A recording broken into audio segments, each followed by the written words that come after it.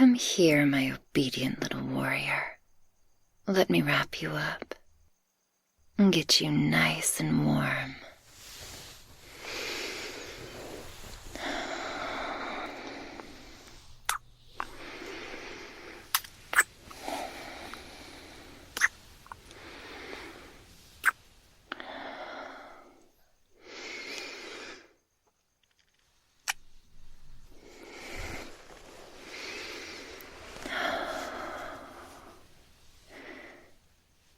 You rest your head on my chest and let me run my nails gently up and down your back. Like this. Help you relax after all that excitement. You did such a lovely job listening to me, being obedient and trusting, even better than I'd anticipated.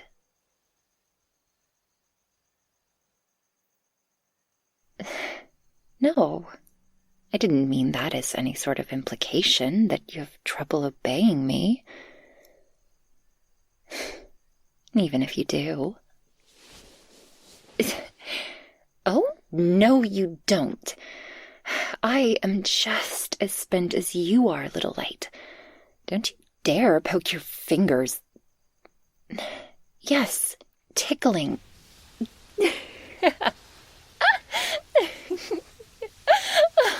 Please, no, wait, stop. You know I didn't mean yes to tickling.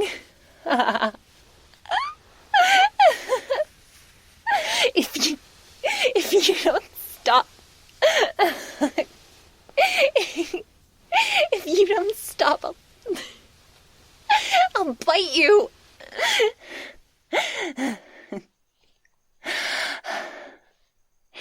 Well, no, I wasn't actually going to bite you.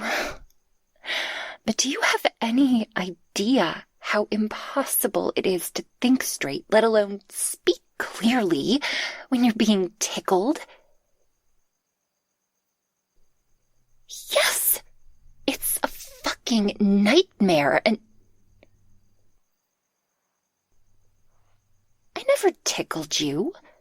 Why would I? Oh, wait. So, maybe I did tickle you once or twice, but in my defense, I didn't even know what it was called. Which surely means I am forgiven, and you are not allowed to seek revenge. Especially not after you made me. I'm not being shy. I guess I am being a bit shy. But you have to understand, little light. I haven't been with someone in a very long time. I have collected many debts and performed just about every act you can think of, but that is not what we did. You are the first soul in a lifetime I have shown my own to, and the first person I have allowed to see, to truly see me. This isn't something I ever expected to be blessed enough to experience. So, you will have to forgive me. You'll have to forgive me if I overexpress my emotions now. It is not my intent, but I've never been in love before. And I thought I understood love, that I had a grasp of all the ins and outs of the inner workings of relationships. I have seen so many in my lifetime. I have seen those who stay together out of familiarity, as the love and attraction they once knew fades away. I have seen those who crash into each other time and time again out of anger, hiding away their desperation to escape a deep sense of loneliness. And I have seen love. True, uplifting, understanding love. But I never thought to dream finding that myself. Yet here you are in my arms, your head resting on my chest. Our breathing creating a beautiful rhythm, as though even our bodies long to sing out what we have found. I love you, my baby.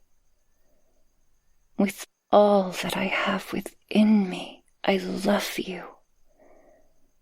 I am in love with you, and I thank you for believing in me, for loving me enough to fight for me. You had no way of knowing your touching the Fear Eater could hurt them.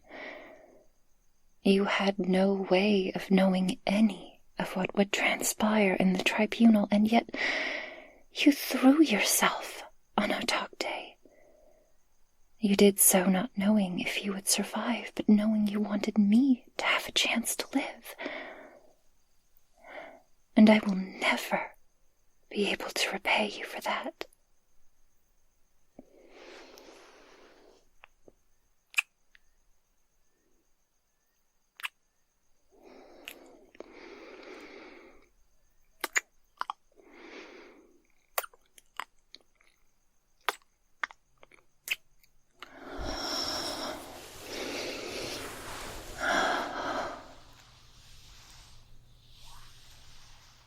I promise to hold you for as long as you'd like. I promise to always take the time to hold you, to cover you in the darkness. My sweet little light. That's it. Let those beautiful eyes close. Get all the rest you can, because trust me when I say, we are far from finished playing.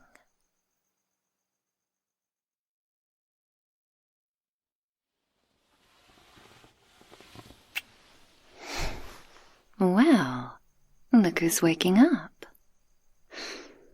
Unless... Oh, dear.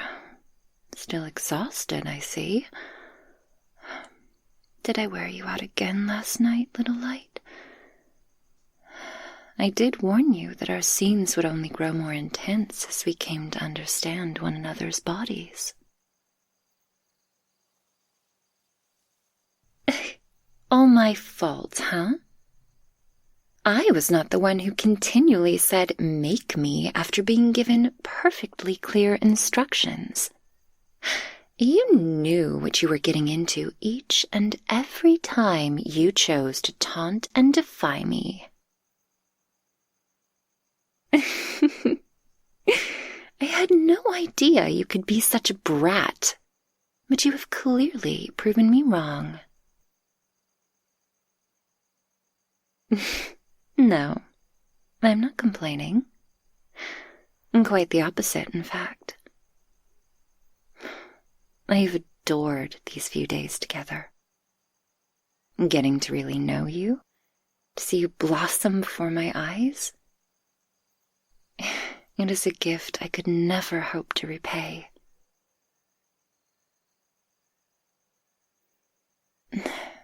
Well, of course I already knew you. What I mean to convey is my getting to see you outside of our original circumstances. To experience who you can be when you are not in fear for your life. To see you settled, rather than constantly braced for whatever tragedy will befall you next. Exactly, my love. Nothing about our story is conventional. but it is a story all our own. I've gotten to see you grow more comfortable, confident, and outspoken. To see you come to understand that it is safe to play with me, that you can trust me to stand by your side and not punish you for being vocal about what it is that you want. What do you say we get dressed and get out of this room for a bit? Little light, we cannot simply stay in bed day and night. As much fun as that would be, we need... You're crying? Oh, my love, what is it? Have I hurt you? Please, I need you to tell me what's happened.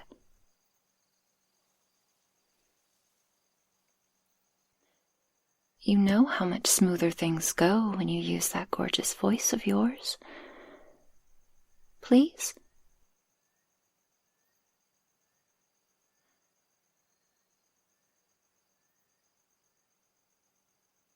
I see. And you think that if we get out of bed, that if we leave this room, everything will fall apart?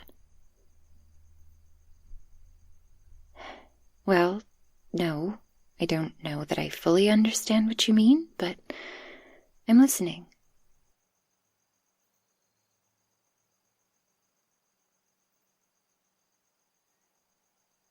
I'm not. I suppose I had not realized all you were shouldering. I am terribly sorry if you felt this was the ending of something between us. I would never force you to go anywhere you don't want to be, my baby. I hope that the council will offer you an opportunity to stay, to learn and understand your abilities while being by my side. But I understand if going back to your realm is what you feel called to do.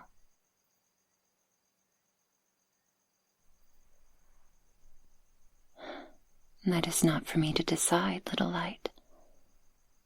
I believe I have forcefully altered your life's path enough as it is. How could I ask you to stay or tell you to go when it must be left up to you?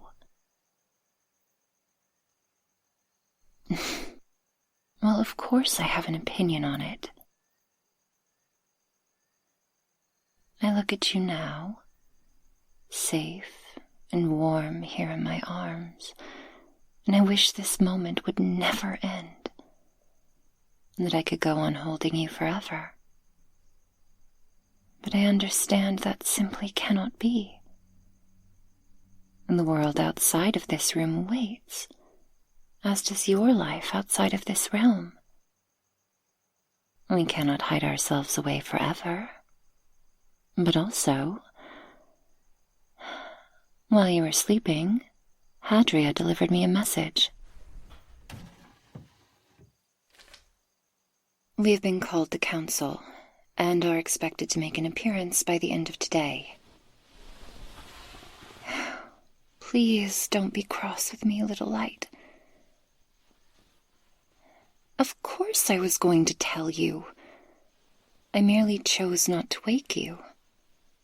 I'd hoped that during our walk through the realm, I could find a way to gently broach the subject.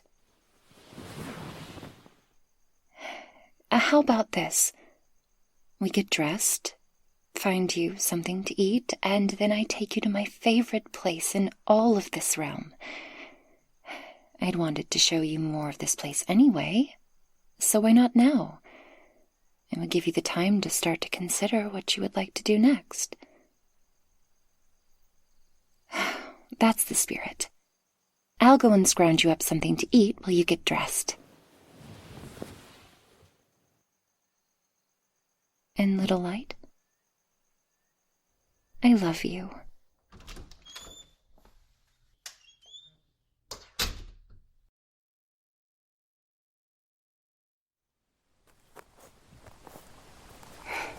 You look surprised to see such a scene within our realm. Well, long before my birth, this place was put here to remind us of the beauty of the natural world. Hades thought that we needed a place to go where we could safely appreciate what is so readily available to you humans. I'm sure you've noticed how hard and harsh the rest of the realm is. Cavernous hallways, red clay floors. I brightened up my quarters as best I could to make you comfortable, but the darkness we deal in touches every corner of this realm. Except for here. Here, have a seat on this bench beside me. Well, it was Hades who had the idea, but Persephone saw it through. She is the one with the green thumb, after all. I've actually spent a large portion of my time within their realm.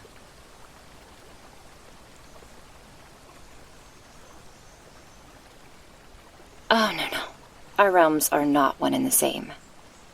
We are an adjacent branch, and it is people like you, the Roshani, who are the bridge between the souls we collect and the start of their afterlives in the underworld, or elsewhere. I spent a fair amount of time in Persephone's gardens while in the underworld. You see that group of cherry blossom trees to the left of this gazebo? I planted those with Persephone when I was but a youngling. It was part of their attempts to aid me in my grief.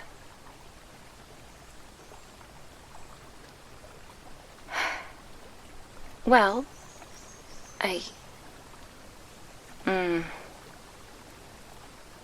It is difficult to discuss, yes, but not for the reasons you would think. You see, I am missing a significant portion of my memories prior to finding Hadria and our mother Leora. They adopted me, to use a human term for it. I had a life and a family before they took me in.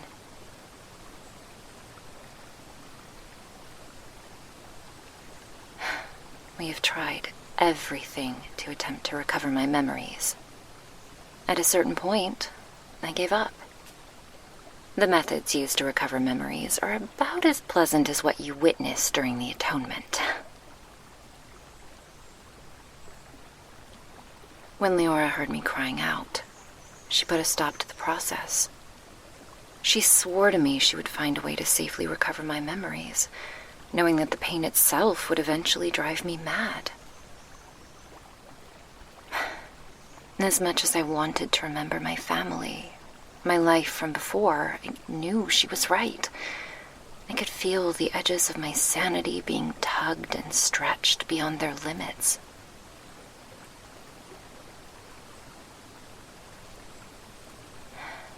Well, what I could remember was a massive home.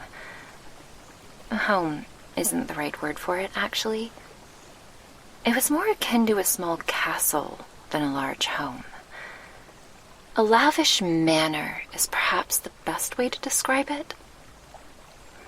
Tall stone walls acted as a perimeter, and at the base, beside a beautiful river that ran to the north of the manor, luscious cherry blossom trees.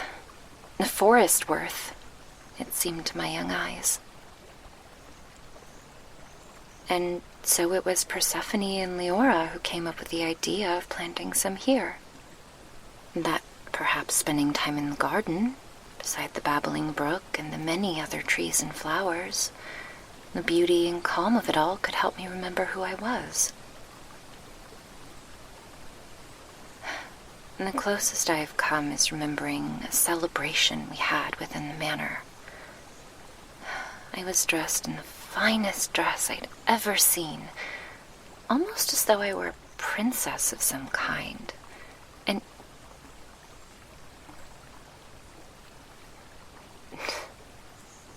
well, no, I never considered that to be a line of inquiry worth pursuing. A succubus princess? I don't think we even have royalty. But I suppose it could have been a succubus who gained enough notoriety in our realm to translate to riches beyond measure in your realm. There you two are. I've been searching all over for you. Calm yourself, sister. Here we are, safe and sound. Now what seems to be the matter? Did something happen with the council? The council has decided to leave the decision up to the two of you. Your little light may stay and claim their birthright as a Roshani. Well, that is fantastic news, is it not? Yes, of course. But then should we not be celebrating? Little light, you get to choose your fate. As do you, Veda. I'm afraid I don't understand, sister. The head has found the information you seek.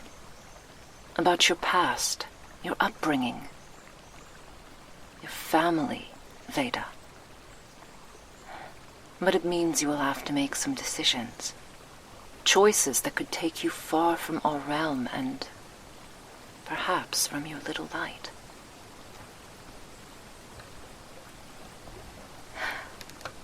I suppose I have to consider it at the very least.